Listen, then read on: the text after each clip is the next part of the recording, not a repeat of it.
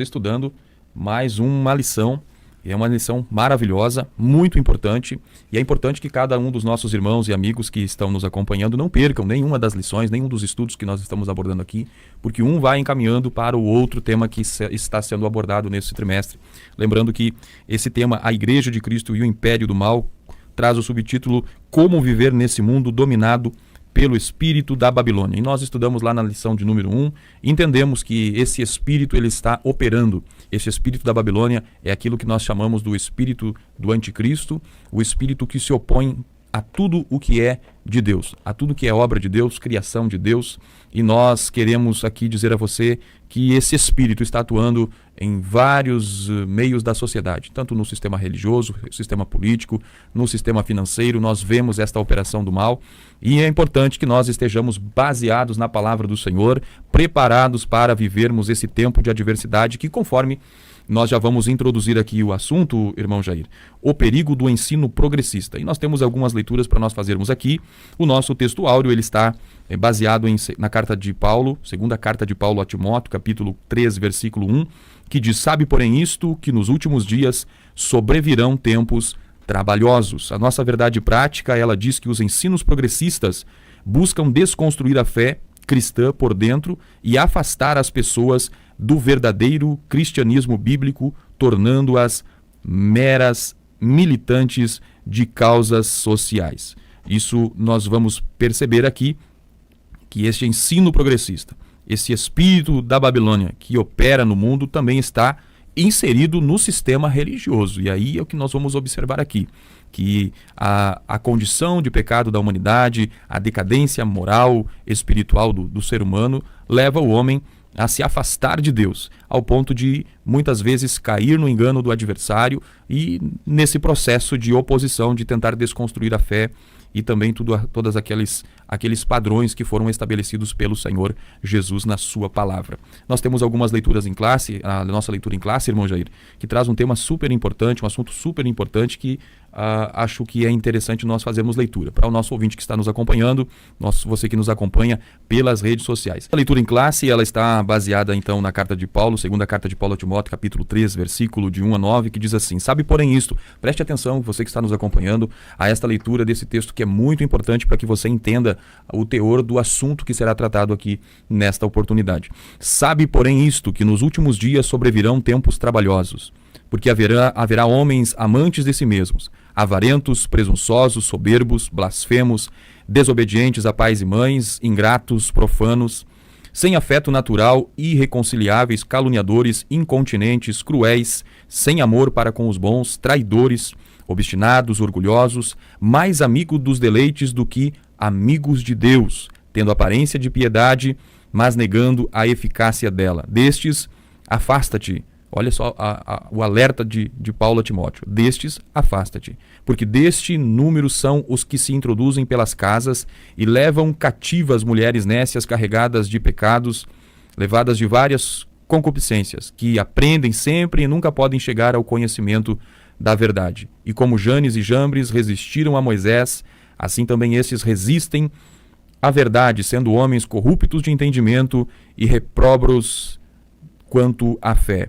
Não irão, porém, avante, porque a todos será manifesto o seu desvario, como também o foi daqueles. Interessante que, como o nosso texto áureo, bem como o início dessa leitura, irmão Jair, vai mostrar o apóstolo Paulo enfatizando uma realidade que é, já introduzindo aqui o assunto, que é o tempo difícil que a igreja vai viver, que o mundo vai viver, né?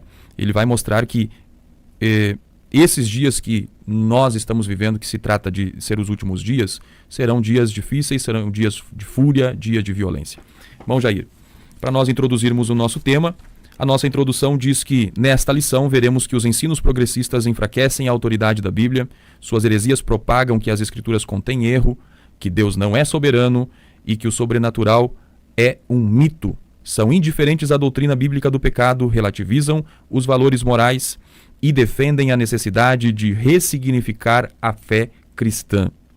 Portanto, os seus ensinos progressistas resultam na descaracterização do cristianismo bíblico. Nesta oportunidade, então, nós vamos verificar alguns pontos heréticos alguns conceitos heréticos e os meios espirituais pelos quais a igreja deve resistir aos seus efeitos maléficos. Irmão Jair.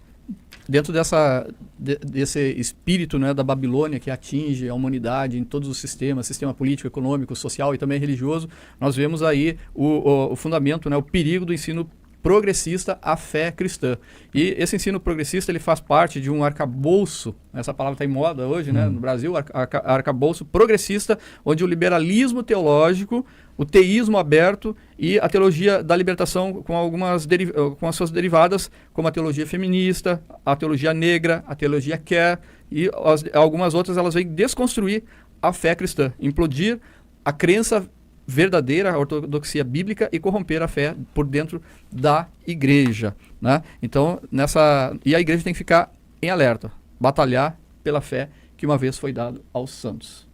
Muito bem. Então, o apóstolo Paulo já alertou a respeito desse tempo trabalhoso, desse tempo difícil, e Paulo vai usar uma expressão no original que significa chalepos, que significa fúria, e essa expressão ela aparece lá no contexto dos endemoniados de Gadara, né? Os endemoniados gadarenos. Então, isso mostra o ímpeto e a violência que será deflagrado nesse último tempo, incluindo a ação dos demônios. E a gente precisa entender essa realidade que por trás de todo o sistema político, por trás de culturas, o espírito maligno também está em voga, operando, está atuando para se opor a tudo o que é de Deus. Então nós vemos essa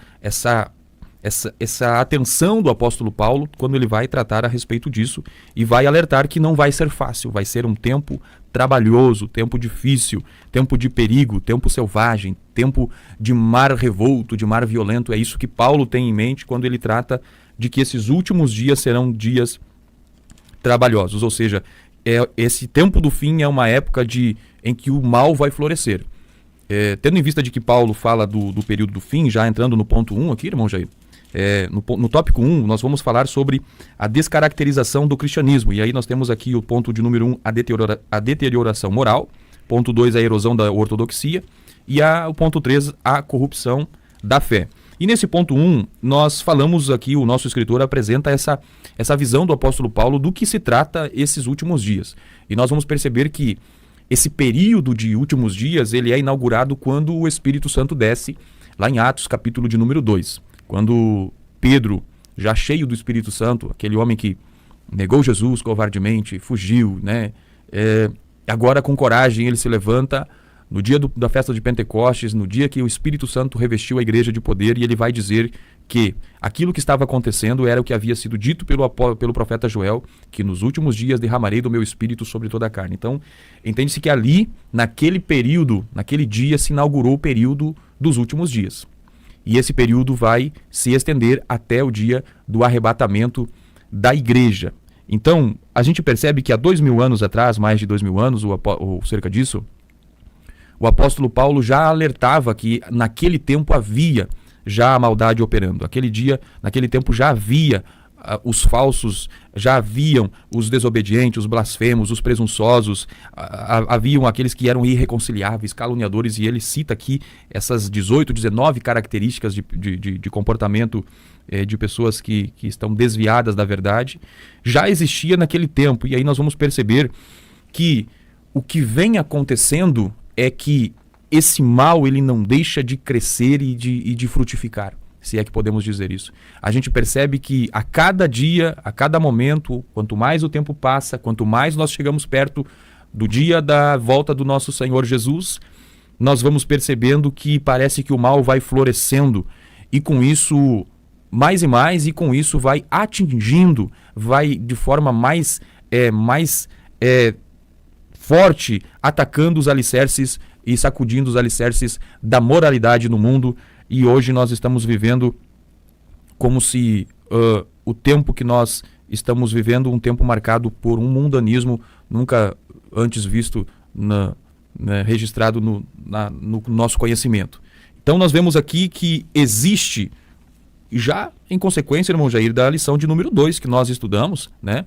A lição de número 2, onde nós falamos sobre a existência, a realidade do pecado. E aí nós vemos aí a deterioração moral, que vem sendo essa queda, né, do homem diante das verdades de Deus, desviando-se e sendo usado por esse espírito do anticristo, o espírito da Babilônia, que opera nos nossos dias, irmão Jair.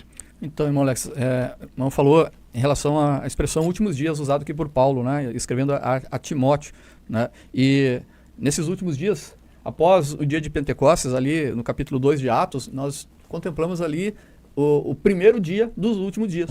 Né? Exatamente, após a descida do Espírito Santo prometido por Jesus Cristo no Evangelho de João, capítulo 16, né? Nós vemos aqui o derramamento do Espírito Santo que foi prometido por Jesus e que foi profetizado por Joel. E Joel, lá no Antigo Testamento, ele usa a expressão também, né, encaminhando para esses dias, para os últimos dias da humanidade. E aqui a gente vê que esses últimos dias, então, o primeiro dia dos últimos dias é após a descida do Espírito Santo. E o batismo que vem inaugurar a igreja. Então nós vemos que o termo últimos dias, ele acompanha a caminhada, a trajetória da igreja aqui na face da terra. E contemplamos com isso a alusão à volta do Senhor Jesus Cristo. Né? Nós temos, e o que antecede a isso, Paulo está dizendo que serão tempos trabalhosos.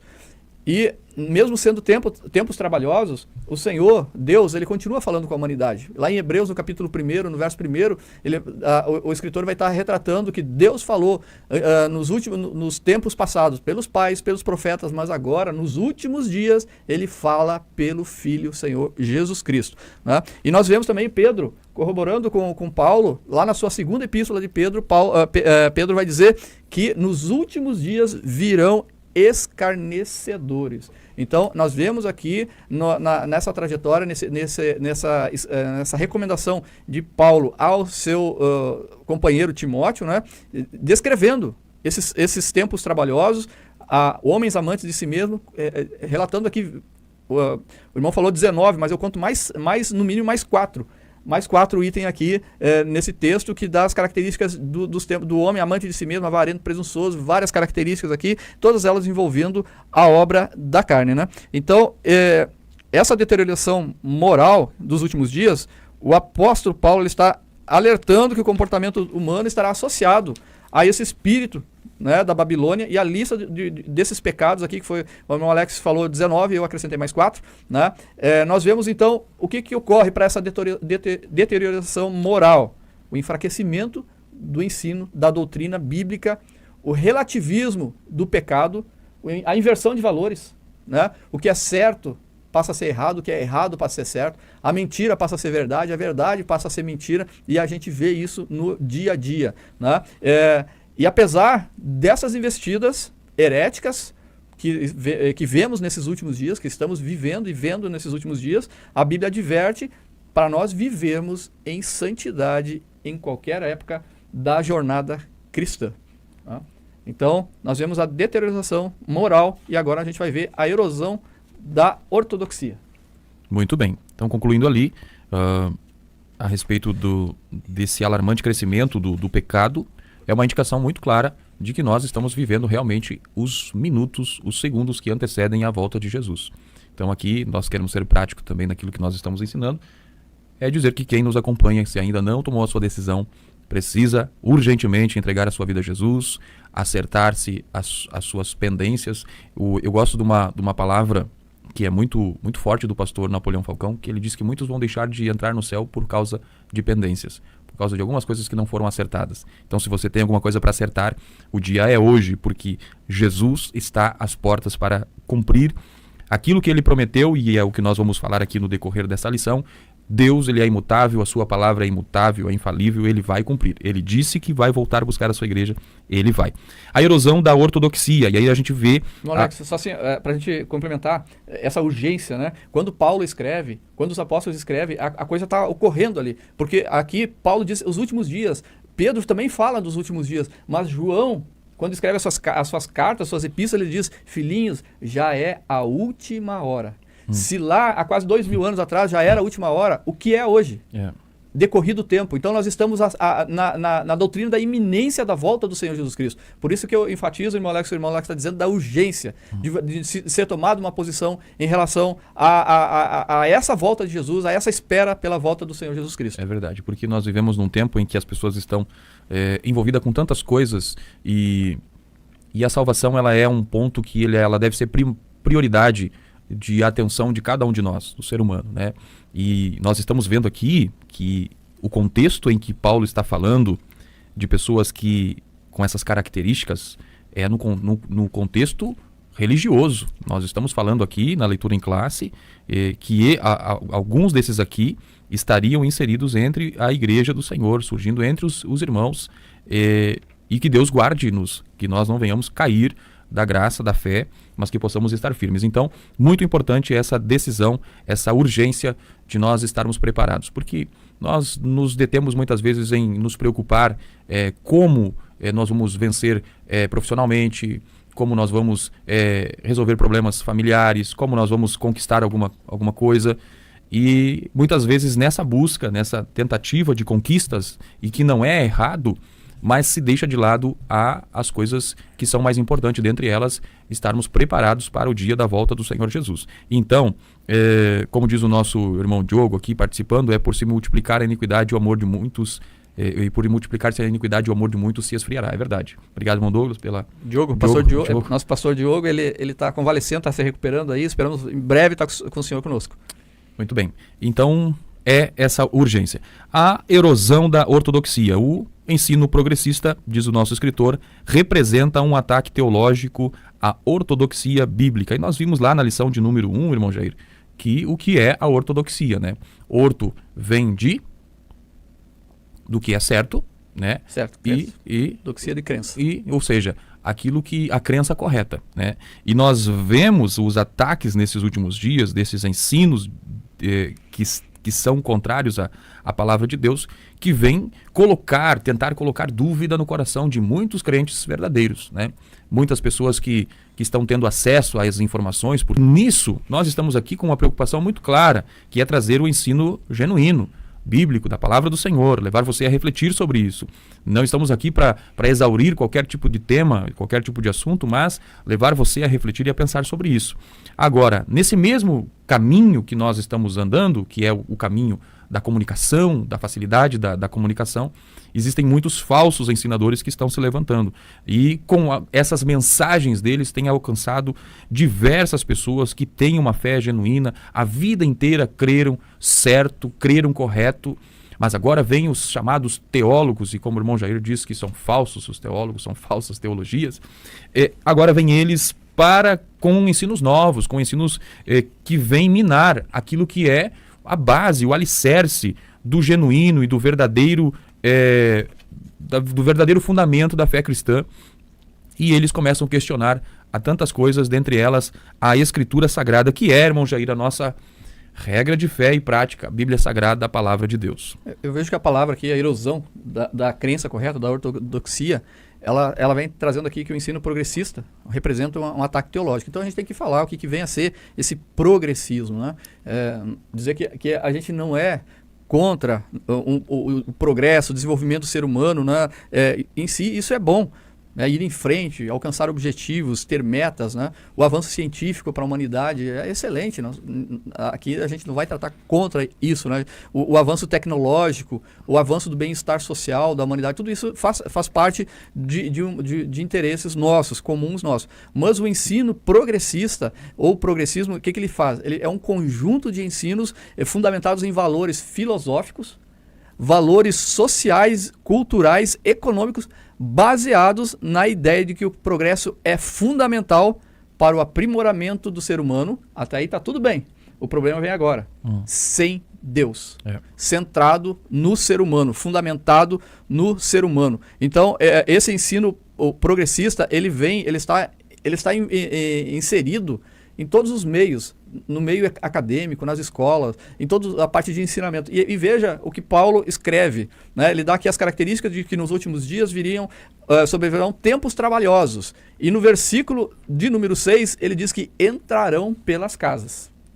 E nós vemos esse ensino progressista não só na sala de aula, mas entrando nas casas, através da televisão, através de informações de rádio, através de meios de comunicação, de redes sociais que trazem o ensino progressista para dentro dos lares. Seja ele através de filmes, seja ele através de telenovelas, seja até mesmo em programas esportivos, programas infantis também, eles trazem o ensino progressista, mostrando o quê? Que o homem não precisa de Deus. O progresso do homem diferente sem Deus, né?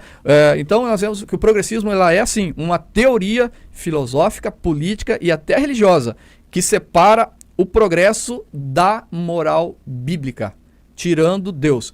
E quando tira Deus, nós vemos assim Deus sendo tirado de vários ambientes. Né?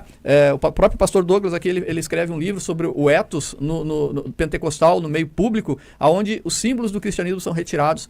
E nós vemos várias e várias cidades em que a palavra de Deus, a Bíblia, está sendo, por lei, retirada das bibliotecas, dos centros acadêmicos, retirando Deus. E quando retira Deus do meio, o que é o resultado? O resultado é, em vez de trazer o sucesso do homem, esse resultado ele é catastrófico. Ele pode trazer até mesmo a destruição desse homem. Então, a destruição do ensino e essa erosão, vai ter o fundamento de questionar a fé cristã, né? O fundamento da fé cristã é questionado, a Bíblia é questionada, é rejeitada. A Bíblia é rejeitada, as verdades são negligenciadas, o conteúdo doutrinário passa a ser substituído pela cultura do entretenimento, pelo prazer, pelo resultado a qualquer custo. Não interessa. Os meios justificam os fins, né? Nesse ensino progressista. Fica desprovido, a vida e a igreja fica desprovida do espírito. Então, é necessário nós ficarmos atentos quanto a esse ensino progressista, querer tirar Deus da vida das pessoas, da vida da comunidade, da vida acadêmica, tirar a Bíblia, tirar a palavra de Deus. A gente não se vê mais, chega até a ser o ponto de ser proibido orar, de ser proibido manifestar uma crença em lugares acadêmicos, né? Tirando totalmente Deus do meio. O resultado é catastrófico, o resultado pode ser até mesmo a destruição do ser humano. Muito bem, então a gente está vendo aqui que essa erosão da ortodoxia é o surgimento de falsas doutrinas nos nossos dias, assim como nos dias de Timóteo, nos dias de Paulo, em que Paulo estava alertando a Timóteo, um jovem pastor, para que ele ficasse atento. Então, assim como naqueles tempos, hoje, essas falsas doutrinas, elas têm como base, como fundamento, o hedonismo e o racionalismo, né? São hedonistas e racionalistas, ou seja, baseada no prazer humano, né? O que faz bem ao ser humano, ou o exagero, né? Se detém à razão. Se não existe uma razão por trás de alguma coisa, se a razão não conseguir explicar, então eles refutam, eles se opõem. Então, o conteúdo doutrinário, durante nessa erosão da ortodoxia que a gente vê, o conteúdo doutrinário ele vai se dando espaço para a cultura. Quantas igrejas que a doutrina já está bíblica, já está de lado, e ela está sofrendo influências da cultura, né? Se adaptando às culturas. E interessante, irmão Jair, que a Bíblia Sagrada, a palavra de Deus, ela não se adapta a cultura nenhuma. A transformação é que chega lá. A Bíblia, ela transforma vidas, transforma inclusive culturas. A gente vai perceber que uma cidade, Paulo chega, e era uma cidade idólatra. Eu não estou lembrando agora o capítulo, se é o capítulo 18 de Atos. E Paulo começa a pregar naquela cidade se faziam deuses que eram venerados, nichos de uma deusa. Se algum irmão estiver ouvindo aí, sabe o texto, cite para nós ali nos comentários, por gentileza. E quando Paulo começa a pregar o evangelho, a palavra do Senhor, a Bíblia diz que aqueles homens começaram a quebrar todos aqueles objetos, ou seja, a cultura de adoração a ídolos, o comércio idólatra ali estava se desfazendo, porque a palavra do Senhor estava entrando naquela cidade, trazendo transformação. Então, a palavra do Senhor muda culturas, e a gente percebe que no tempo de erosão da ortodoxia, tendo em vista os ataques progressistas de ensino, a cultura vai minando para dentro das igrejas dos ensinos. O entretenimento, ele se torna algo que é fundamental. Se não tiver diversão, se não for prazeroso, não tem condições de manter as pessoas ali dentro, né? Então você vê o pragmatismo. Então a gente percebe aí que Paulo enfatiza que naqueles tempos haviam hereges que cativavam as pessoas e enganavam as pessoas, nós percebemos que nós vivemos nesta realidade, irmão Jair, também de erosão da ortodoxia. Nós vemos que essa descaracterização do cristianismo, nós já vimos a deterioração moral, essa palavra está complicada comigo, deterioração moral, ela vem sendo enfatizada nos últimos dias, enfraquecendo a fé, enfraquecendo a doutrina bíblica. A gente vê a erosão da ortodoxia e o resultado de tudo isso, a corrupção da fé. A gente vê que os hereges, eles cativam as pessoas por meio da sedução e do engano. E eles acreditam que os prazeres do corpo não podem contaminar a alma. Por isso, os pecados morais, a libertinagem, o abuso do corpo são tolerados. Ou seja, a corrupção da fé é colocar como se o pecado que a gente viu na lição de número 2, normal. É normal a prostituição, é normal uma criança nascer de um sexo e ela se decidir depois qual é o sexo que ela vai querer assumir. Né? Nós vemos aí políticas de liberação das drogas, políticas de morte à vida intrauterina, né? Nós vemos o relativismo e com isso rebeldia e ausência de genuína conversão que impedem o conhecimento da verdade da palavra de Deus. E por último, o engano desses hereges que possibilitam toda a destruição da moral, a corrupção, a erosão da ortodoxia e a corrupção da fé. Esses mestres, falsos mestres, né, serão objetos do juízo divino, conforme Paulo diz a Timóteo no capítulo 3 e no verso de número 8. E a gente pode sintetizar esse tópico, né, dizendo que a deterioração moral, a erosão e a corrupção da fé são elementos que descaracterizam o cristianismo bíblico. Muito bem. Encerramos aí o ponto de número 1, tópico 1, sobre a descaracterização do cristianismo. E agora nós vamos ao tópico de número 2, sobre as teorias progressistas. E aí nós vamos definir o que é isso mais profundamente. O irmão Jair já mencionou sobre o progressismo, né? E de onde vem, então, esse ensino progressista, vem do progressismo. O irmão Jair já definiu. E nós vamos ver aqui como que ele se revela, como se manifesta. O ponto de número 1 traz a desconstrução da Bíblia. Aqui o nosso escritor ele diz que o ensino progressista é o desdobramento do liberalismo teológico. E aí a gente vai perceber o que é esse movimento progressista teológico. O que seria isso, né?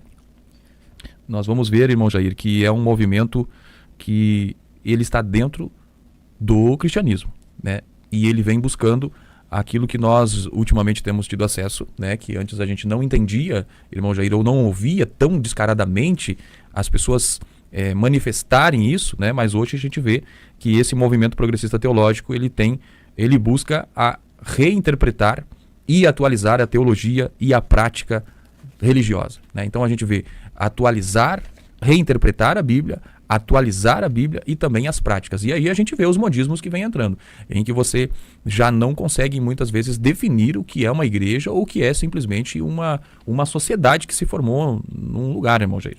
Dentro desse ensino progressista, né, do progressismo que a gente viu, que é um conjunto de ensinamentos pautados em ideologias socialistas, políticas, religiosas, né, em que tiram Deus desse progresso, centrando no homem. Então, a principal característica aqui da desconstrução que eles querem fazer é desconstruir a Bíblia. Como é que eles vão trabalhar nisso? Eles vão tentar desacreditar a Bíblia, dizer que a Bíblia que ela não é inspirada por Deus, dizer que ela contém erros. O argumento é que ela contém a palavra de Deus, mas ela não é a palavra de Deus, que partes da Bíblia são inspiradas e outras partes não são, né? Com isso, tentam tirar Deus do centro, né? Tirar Deus do contexto bíblico e colocar o homem no centro, no centro das atitudes. Então, a principal característica é repudiar a inspiração e a inerrância da Bíblia, né? Desse ensino progressista querendo desconstruir a Bíblia. E a ênfase repousa no centro, sendo o homem. Eu anotei aqui, com isso, tirar Deus e colocar o ser humano no centro, o antropocentrismo. E nós vemos com isso Deus sendo retirado. Com isso vai produzir. O resultado serão pessoas egocêntricas, né? Produz pessoas egocêntricas e retira a convicção do pecado, né? Como a gente falou, a normatização, a normalização do pecado. Com isso, vai promover uma reinterpretação da Bíblia, querendo promover uma reinterpretação da Bíblia. E acomodando nela, né, nessa reinterpretação, não é uma nova versão de adaptação à linguagem, não, é reinterpretar. Né? Reinterpretar, colocando nela ali, acomodando nela a legalidade. Aquilo que a Bíblia proíbe, alterar e colocar como legal, né, para satisfazer o quê? Os desejos pecaminosos, os prazeres pecaminosos e deixar da seguinte forma: deixa eu ler a Bíblia, deixa eu ler a Bíblia reinterpretada. E, em outra forma, dizendo assim, deixe eu pecar em paz. Né? Eu ter paz para pecar, porque hoje a Bíblia incomoda aqueles que pecam, porque sabe que a palavra de Deus ela condena. Então a reinterpretação da Bíblia, a desconstrução da Bíblia para reinterpretar, para acomodar esses pecados dentro da palavra de Deus. E isso é inconcebível, né? E nós temos a própria palavra de Deus, ele zela pela sua palavra. Já tentaram destruir várias vezes, já tentaram queimar, já tentaram destruir a Bíblia.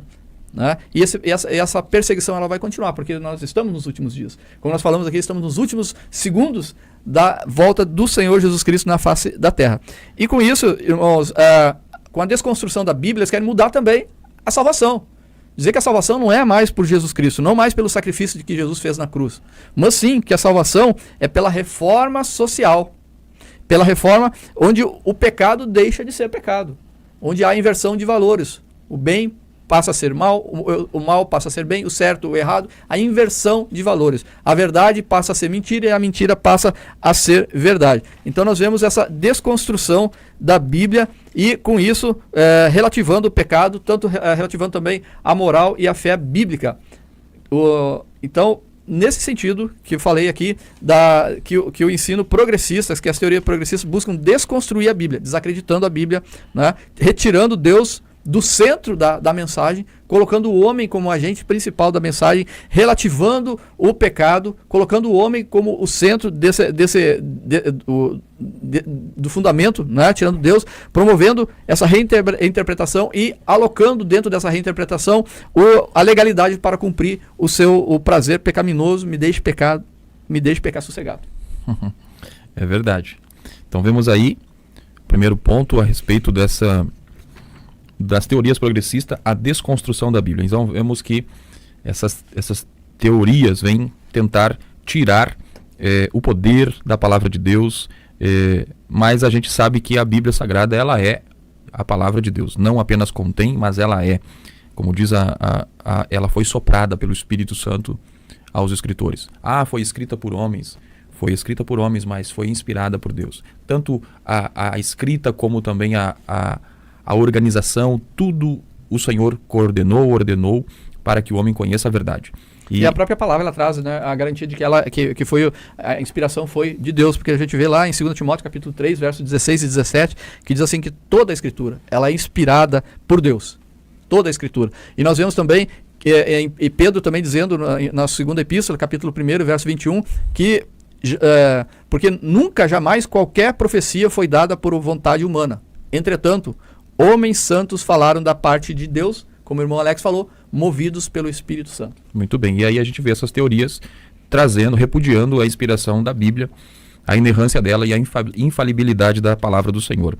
E aí, como já foi falado, centralizando no homem e não mais em Deus. E o perigo que está cercando aquele que deixa de ter Deus como centro e coloca os desejos dos homens, a vontade dos homens em primeiro lugar. Isso está relacionado com o problema do coração.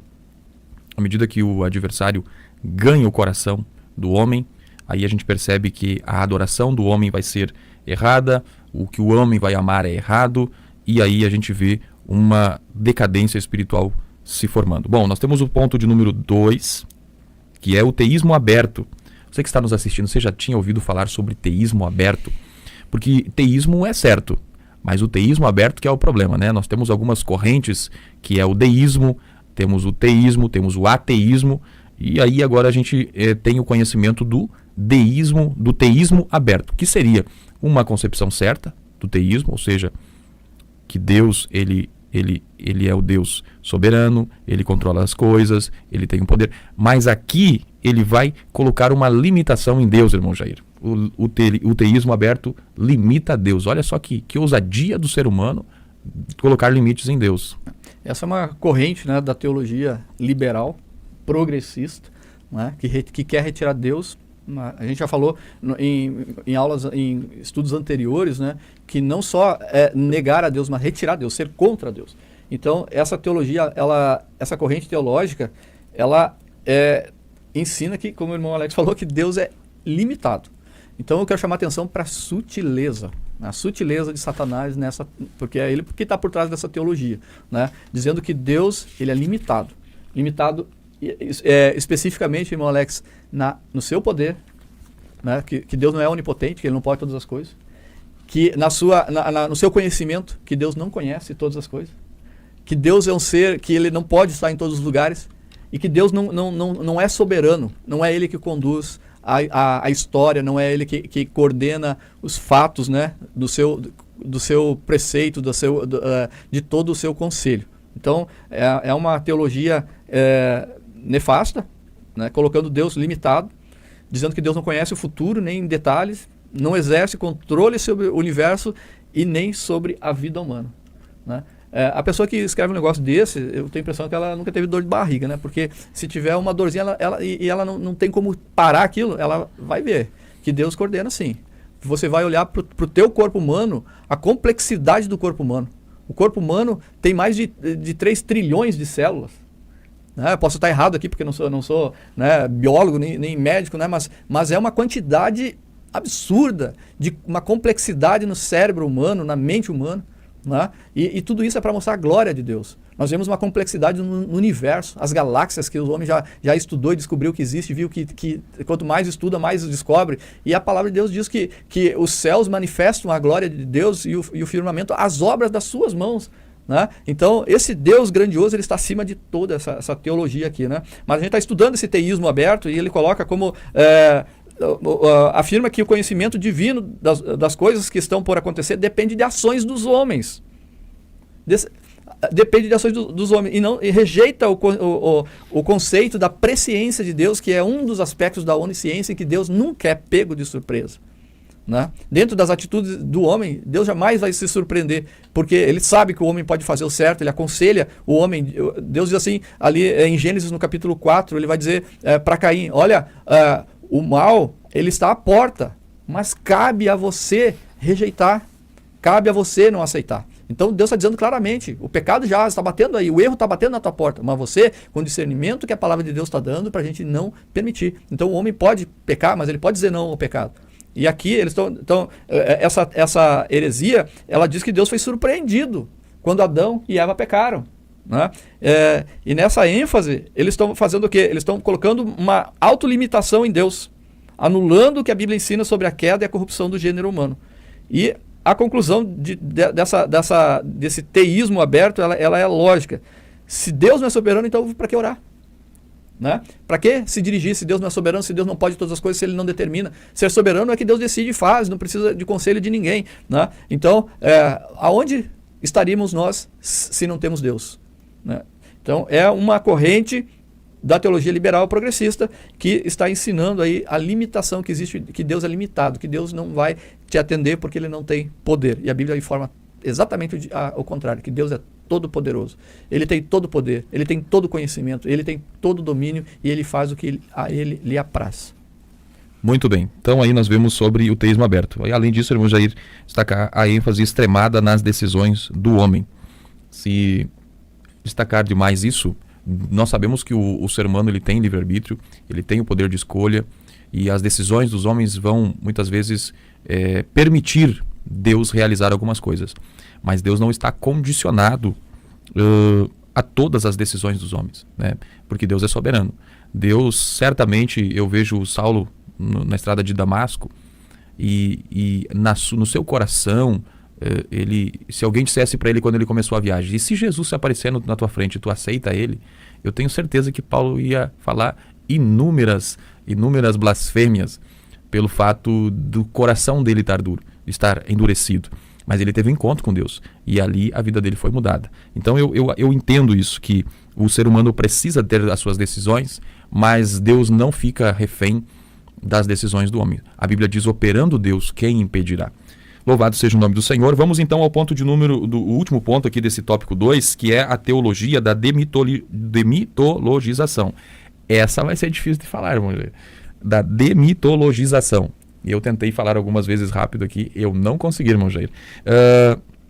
Essa teoria, irmão Jair, ela vem para tentar, mais uma teoria para enfraquecer, para tentar tirar o poder da Escritura Sagrada. Porque a gente vai perceber aqui, irmão Jair, que essa teoria caracteriza inúmeros casos, inúmeros textos, inúmeros eventos que são extremamente importantes, inclusive para nós estarmos aqui, que é sobre o nascimento de Jesus, sobre a sua morte e ressurreição na cruz, a sua ressurreição, como mito. Então, esse movimento dessa teologia tem a tendência de tirar da Bíblia o poder de alguns textos e tratá-los como mito. O que nós podemos comentar, irmão Jair, sobre isso? Então vamos tentar dizer a palavra, né? Demitologização. A demitologização, né? É tirar da palavra de Deus tudo que for sobrenatural. E dentro dessa teologia, né, que ela também é progressista, porque ela vem também da alta crítica, né? Ela é uma coisa mais atual, onde tentam desacreditar da palavra de Deus, dizendo que a palavra de Deus que a Bíblia não é a palavra de Deus, mas ela contém. Mas que os mitos eles têm que ser retirados porque não fazem parte de uma verdade, né? Então eles colocam dessa forma, diz assim, os primeiros 11 capítulos da Bíblia tem que retirar por completo, né? O livro de Apocalipse tem que retirar também. Os primeiros capítulos do livro de Romanos, da carta de Paulo aos Romanos, retirar também. Colocam como mitologia. E aí, como o irmão falou, o nascimento de Jesus, né? Começa pela concepção virginal de Jesus Cristo, dizendo que é impossível, né? Impossível a concepção virginal, a concepção sobrenatural de Jesus, a morte. Eles aceitam a morte de Jesus, né? A mitologia aceita porque a morte é a morte, mas a ressurreição, isso não é aceito. Diz que é um mito. A ressurreição é um mito. Jesus subiu aos céus, a ascensão de Jesus Cristo registrada em Atos, no capítulo 1, mito, né? A descida do Espírito Santo é colocado como mito. Os milagres que Jesus fez durante o seu ministério terreno na Galileia, na Judéia, em Jerusalém, tudo é colocado como mito, né? Então, é retirar da Bíblia o sobrenatural.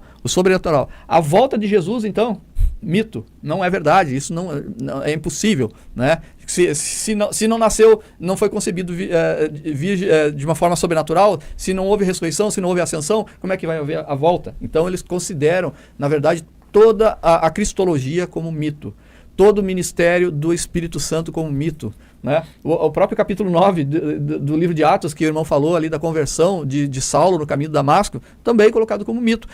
E, né, dentro dessa demitologização, ela vai retirar também a questão da crença no céu. Eu lembro que alguém dizia assim: não fala em céu para fulano, não fala em céu porque isso não existe. Daí eles não consideram o céu, não consideram a doutrina do inferno, não consideram a tentação, não consideram o pecado, né? Então, tudo isso eles dizem que é uma possessão demoníaca que passam a ser vistos como... até a possessão demoníaca passa a ser visto como uma mitologia, né? Um evento mitológico. Então, dentro dessa concepção, ele tenta desacreditar a Bíblia. E é uma das teorias progressistas tentando desconstruir a Bíblia, essa teologia da demitologização, que eu digo que é da alta crítica, né, bíblica atual, mais atual, e a gente vê aqui o comentarista coloca que em 1958, né, Rodolphe Bultmann, ele traz esse programa para retirar dos textos bíblicos esses textos considerados mitos. Muito bem, então nós vemos aí então que a teologia da demitologização, ela traz uma abordagem, entre aspas, teológica, né?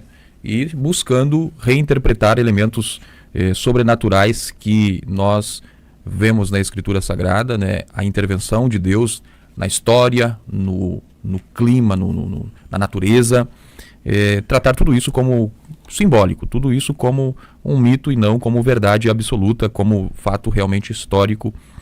E a gente vai ver, quando a gente vê na Bíblia, a gente vê que a Bíblia Sagrada ela é muito clara, é muito categórica com as narrativas desses textos, né? Nós vamos perceber que a narrativa para corroborar a ressurreição de Jesus, o apóstolo Paulo, lá em 1 Coríntios capítulo 15, versículo 13 e 4, ele vai dizer que porque primeiramente vos entreguei o que também recebi, que Cristo morreu pelos nossos pecados, segundo as Escrituras, foi sepultado e que ressuscitou ao terceiro dia, segundo as Escrituras. O apóstolo Paulo, na sua carta aos Coríntios ainda, ele vai falar que se Cristo não ressuscitou, em vão é a nossa fé. Então você percebe, se tratar da ressurreição de Jesus como um mito, como algo que não é concebível ao homem aceitar, então a nossa fé é em vão. Então o fato de nós acreditarmos na nossa ressurreição, ou na ressurreição dos que já partiram, é em vão. Então muitas coisas o cristão perde de poder crer e de esperar se essa teoria fosse verdade. Mas graças a Deus que nos dá a vitória por Cristo Jesus nosso Senhor, porque Ele está vivo para a glória de Deus. Também nós vemos textos que vão falar a respeito da intervenção divina e dos milagres que Jesus operou, e isso a gente vai ver em Êxodo, em que Moisés estende a mão, estende a vara sobre o mar, e Deus, a Bíblia Sagrada diz que Deus soprou um vento, e aquele vento soprou e o mar se abriu. E isso a Bíblia fala e nós podemos acreditar. Nós podemos acreditar também que quando Jesus estava pela Galileia, Jesus ele foi ter com os enfermos e curou aqueles que se aproximaram dele, porque nós podemos saber que o nosso Senhor é um Deus de poder, é um Deus que tem capacidade de operar. E quanto à Escritura Sagrada, que é uma das teorias, uma das refutações dele, nós vamos perceber que já foi citado aqui os textos. 2 Timóteo capítulo 3, versículo 16, que toda a Escritura é divinamente inspirada e útil para o ensino e para a repreensão, para a correção em justiça. E também em 2 Pedro 1, 20 e 21, onde diz que antes de mais nada saibam que nenhuma profecia da Escritura provém de interpretação pessoal, pois jamais a profecia teve origem na vontade humana, mas homens falaram da parte de Deus, inspirados pelo Espírito Santo. Então, nós vemos aí a própria Bíblia já preparada para esses falsos ensinadores, irmão Jair, e já nos deixou provas irrefutáveis de que ela é a verdadeira, a genuína palavra de Deus, e nós podemos confiar nela, de que ela é a palavra de Deus e ela é luz para o nosso caminho, para o nosso direcionamento, para vivermos aqui nessa terra e também estarmos preparados para o dia da volta do Senhor Jesus. Então nós vemos aí sobre esse tema. Já podemos encerrar ele, irmão Jair? Eu vejo que veio à minha mente, irmão Alex, dois textos. Um texto em que Jesus ele diz que assim como Jonas ficou 3 dias, né, no ventre do peixe, importa que o Filho do Homem também permaneça 3 dias e depois venha ressuscitar, né? E se essa teologia da demitologização, ela coloca Jesus como um mito, então o que vai dizer de Jonas? Né? E Jesus aqui ele tá afirmando que Jonas não foi um mito, foi uma verdade. Né? E outra coisa também que a gente vê no Novo Testamento é escritores eles colocando o personagem Jó como verdadeiro. Né? Nós vemos Tiago dizendo para ter a paciência de Jó. Né? Então, e a própria Escritura, a própria Bíblia, o próprio Deus, ele estabeleceu aqui, conforme o irmão Alex colocou, os textos requerendo autoridade e Deus assinando a sua obra. Assinando a sua obra aqui, dizendo que nada, quem escreveu foram homens inspirados, homens santos inspirados da parte de Deus, movidos pelo Espírito Santo. Né? E que toda a Escritura era inspirada por Deus. Então, nesse ponto, assim, essa desconstrução da Bíblia, né, essas teorias progressistas, elas são refutadas pelo próprio texto bíblico. Muito bem. O próprio texto a própria história do dilúvio também é muito tratada como mito, até porque existem nações antigas que com lendas que copiaram, né, essa semelhança, trouxeram semelhanças a respeito da narrativa do dilúvio, e muitos tratam como lenda também, como mito. Mas o próprio Jesus alertou, e quem quiser ignorar o alerta de Jesus, que ignore, mas depois saiba das consequências, porque Jesus diz que como foi nos dias de Noé, assim será a volta do Filho do Homem. Aquele tempo os homens comiam, bebiam, casavam e davam-se em casamento, até o dia Aleluia. Então a palavra do Senhor é genuína. Se o homem não quer acreditar, e agora já estamos entrando aqui no próximo ponto, irmão Jair, refutando o ensino progressista e reafirmando a autoridade da Bíblia. Então, se o homem não quer aceitar, se o homem quiser entrar por esse engano de entender que a Bíblia ela é uma história, ela traz fatos que são poéticos, são romantizados demais para ser acreditados, são mitos, o homem precisa estar preparado para entender uma coisa, que a Bíblia Sagrada vai apontar que aqueles que não crerem sofrerão as consequências. Então, aqueles que não crerem no alerta de Jesus, quando ele utiliza daquele texto de Noé, dizendo como foi nos dias de Noé, e querem continuar nas mesmas práticas, terão que saber que o que Jesus disse é verdade e ele vai cumprir a sua palavra. Reafirmando a autoridade bíblica em refutação ao ensino progressista, é indispensável reafirmar a doutrina da inspiração divina verbal e plenária da inerrante palavra de Deus e validar o princípio da sola escritura, instituído na reforma que estabelece a Bíblia como a única regra infalível e autoridade final de fé e prática. O que nós podemos dizer sobre esse ponto, irmão Jair? Nós vemos aqui que a necessidade para refutar esse ensino progressista é a gente firmar o pé, reafirmar a autoridade bíblica, que a Bíblia ela é inspirada por Deus, que a Bíblia ela é inspirada totalmente, não é parte, ela é plena, e ela não contém, ela não tem nada errado nela, ela é inerrante palavra de Deus, ela pode registrar alguns fatos ali, até mentira ela pode registrar, né? Como a gente vê no caso de Ananias e Safira, no capítulo 5 do livro de Atos, registro de uma mentira que foi, mas esse registro é inspirado por Deus, né?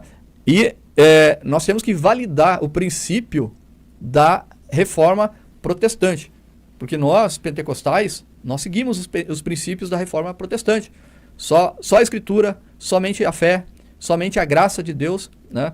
Os pilares aí da reforma protestante.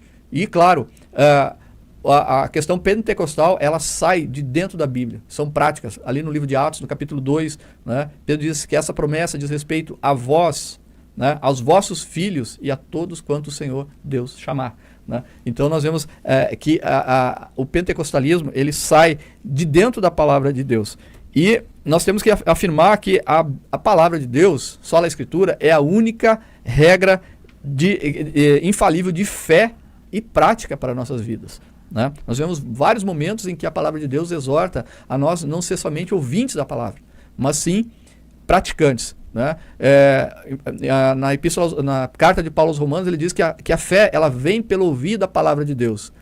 E Tiago, ele escreve dizendo que não é para nós ser somente ouvinte. A gente tem que botar essa fé em prática. E colocar essa fé em prática é reafirmar a autoridade da Bíblia, oferecer resistência à presunção dessas ideologias humanas, ideologias progressistas, desse ensino progressista, em acrescentar ou retirar alguma coisa das Escrituras. E aí o comentarista ele cita Apocalipse capítulo 22, verso 18 e 19, dizendo que se alguém fizer qualquer acréscimo na palavra de Deus, Deus lhe acrescentará os flagelos escritos neste livro. Verso 19, e se alguém retirar qualquer coisa das palavras do livro desta profecia, Deus tirará a sua parte do livro da árvore da vida, da cidade santa e das coisas que se acham escritas neste livro. Então a palavra de Deus, ela se fecha, ela é selada, né? A revelação é completa e não se pode acrescentar nada ali e nem se retirar nada do que está ali. Então nós temos que reafirmar,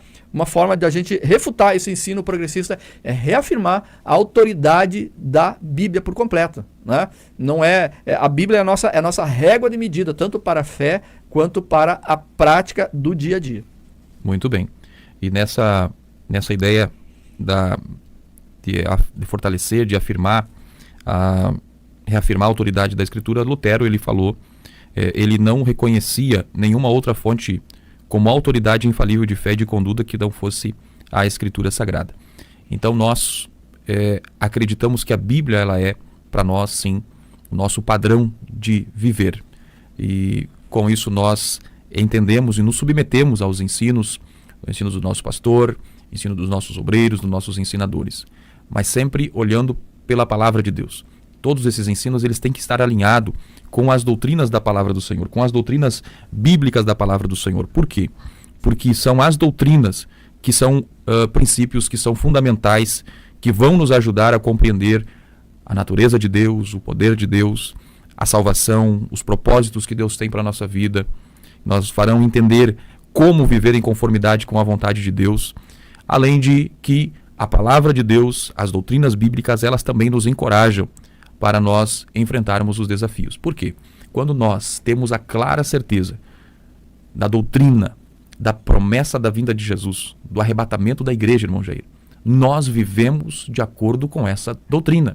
Agora, aqueles que não acreditam na vinda de Jesus, no arrebatamento da igreja, esses não vivem de acordo. Então veja a importância da doutrina bíblica.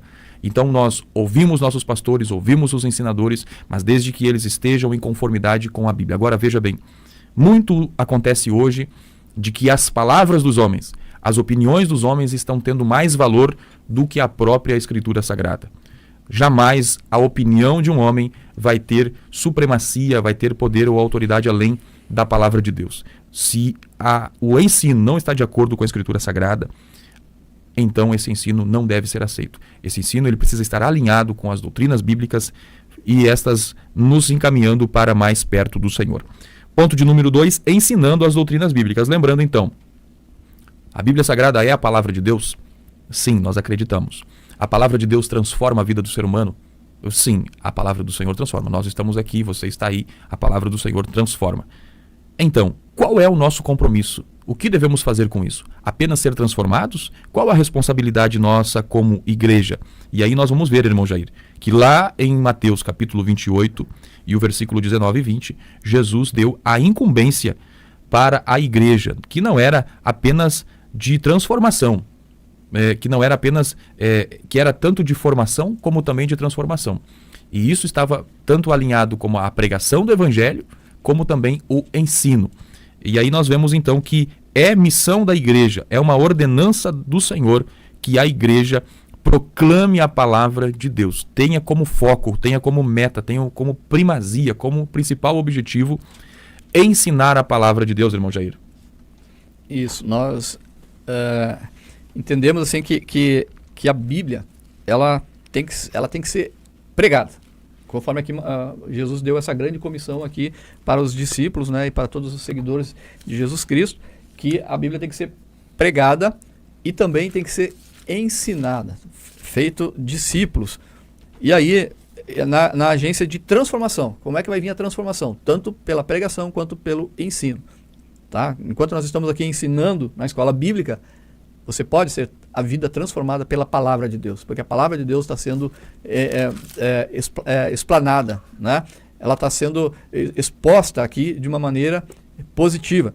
Então, assim como aconteceu na casa de Cornélio, lá no livro de Atos, onde Pedro ele vem e prega a palavra para a família de Cornélio, ali eles têm uma vida transformada. Mas essa transformação, ela é um passo inicial nesse ensino. E aí entra a questão do ensino. Então nós estamos vendo aqui como refutar o ensino progressista, ensinando corretamente a palavra. Ensinando corretamente a palavra de Deus. E a palavra de Deus, um fato assim, irmão Alex, que eu enfatizo, é que toda a palavra, ela tem uma única interpretação. Toda a palavra de Deus, ela se interpreta de uma única maneira. A gente tem que saber para quem está sendo escrito aquilo, o contexto que foi escrito a esse texto, né? Qual a mensagem, e interpretar corretamente isso. Mas agora eu posso aplicar na minha vida de uma forma, o Espírito Santo vai aplicar na minha vida de uma forma, aplica na vida do irmão Alex de outra forma a mesma palavra, mas o significado é um só, né? E o que a gente vê é que o ensino progressista, querendo negar, ele diz que a palavra cada um pode interpretar do jeito que quer. Isso se chama exigese. Quando a pessoa pega a palavra de Deus e ela, em vez de ela interpretar, ver o que Deus está falando para ela, ela quer colocar Deus, ela falando para Deus. Não, esse texto não está querendo dizer isso, ela nega. Então, nessa questão do ensino, ela é fundamental. Aprender a manejar corretamente a palavra de Deus.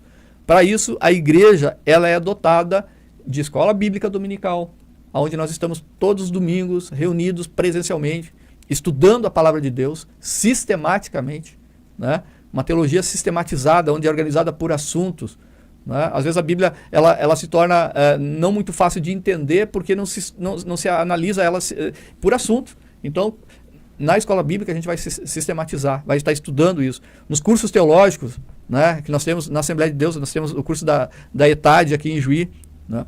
Nos cultos doutrinais, os cultos de ensino do pastor, né, ele traz uma mensagem sistematizada, ele traz um ensino sistematizado. E com isso vai fazer a formação.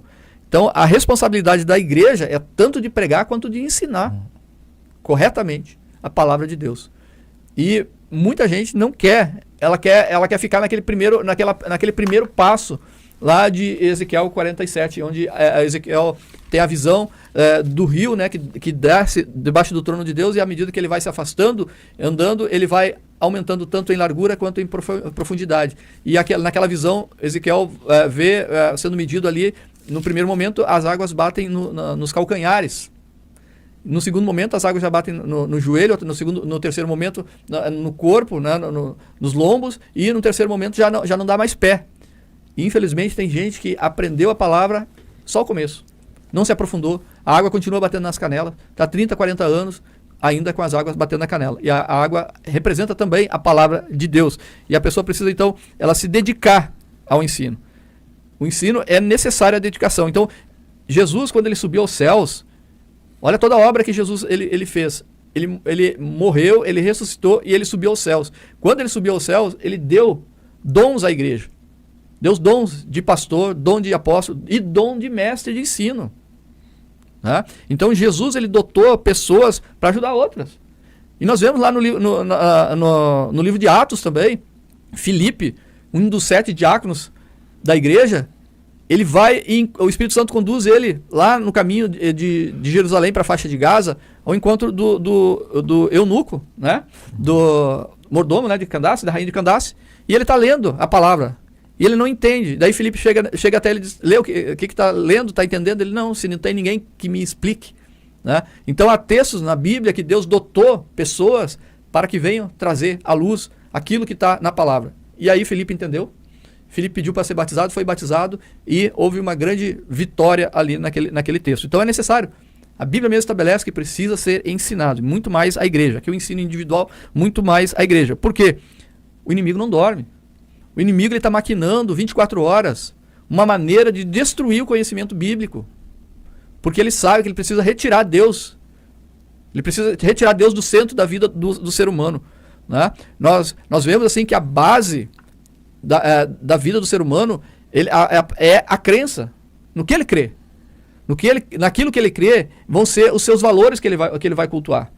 As atitudes que ele vai tomar serão em cima dos valores. Então, para destruir os valores, para que as atitudes sejam de acordo com a vontade do inimigo, ele vai atacar onde? Na crença. Retirar Deus do centro.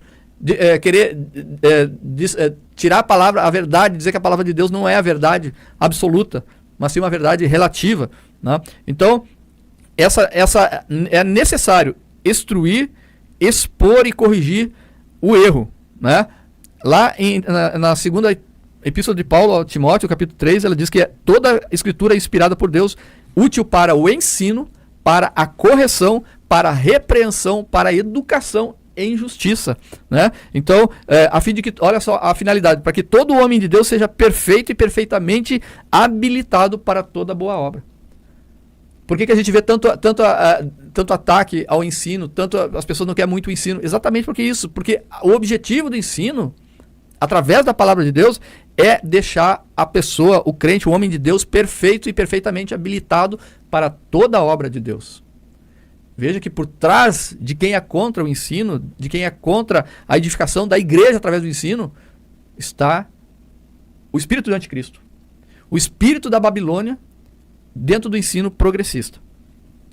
Muito bem.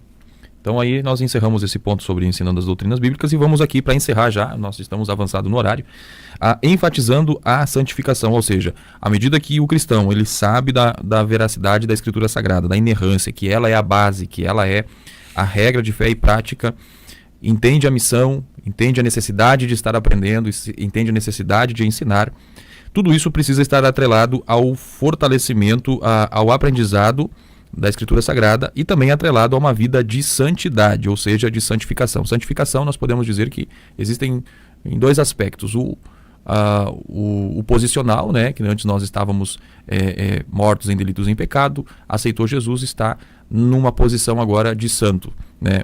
Santificação como uma posição.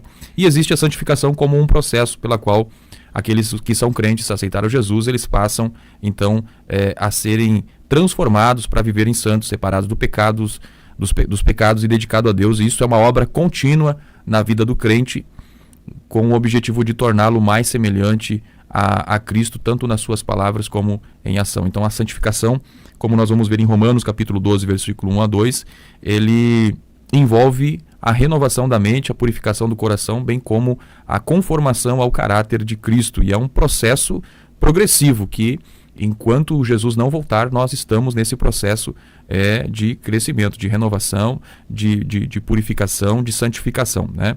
E o texto sagrado vai dizer: segui a paz com todos e a santificação, sem a qual ninguém verá o Senhor, ninguém verá a Deus, indicando que a santificação é uma meta, é um objetivo, é uma ordenança de Deus para todo o cristão. Ou seja, a santificação, a Bíblia nos apresenta como uma responsabilidade e que também ela tem a parte que envolve a responsabilidade do crente, a ação do crente, e também tem a parte que envolve a ação do Espírito Santo, irmão Jair. O que podemos acrescentar e concluir a respeito desse ponto? Eu vejo que são 3 pontos aqui que o comentarista coloca, né, para refutar o ensino progressista. Primeiro, reafirmar a autoridade bíblica, que nós já pautamos. E o segundo ponto é ensinar a verdadeira doutrina bíblica. E o terceiro ponto, enfatizar a santificação. E eu vejo assim que enfatizar a santificação, que ela é posicional no primeiro momento da conversão e depois ela passa a ser progressiva até a volta do Senhor Jesus Cristo. A gente tem que estar crescendo em santidade. E como é que a gente vai demonstrar isso? Vivendo a palavra de Deus. Como viver em santidade? Obedecendo a palavra de Deus. Né? O ABC do crente é OBDC. Né? Esse é o ABC do crente. O crente verdadeiramente obedecer a palavra de Deus. Eu gostei muito aqui, o pastor Douglas colocou na conclusão da lição, ele diz assim, que para nós defender a fé, a defesa da fé ocorre quando os valores imutáveis e atemporais da Bíblia são exercitados pelo poder de Deus na vida diária do crente salvo. Como é que nós vamos refutar?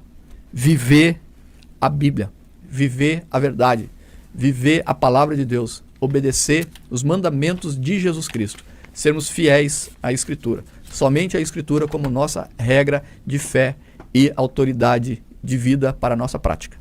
Muito bem. Lembrando então que a ortodoxia é a crença correta e a ortopraxia é a prática desse ensinamento, dessa crença correta que nós precisamos praticar.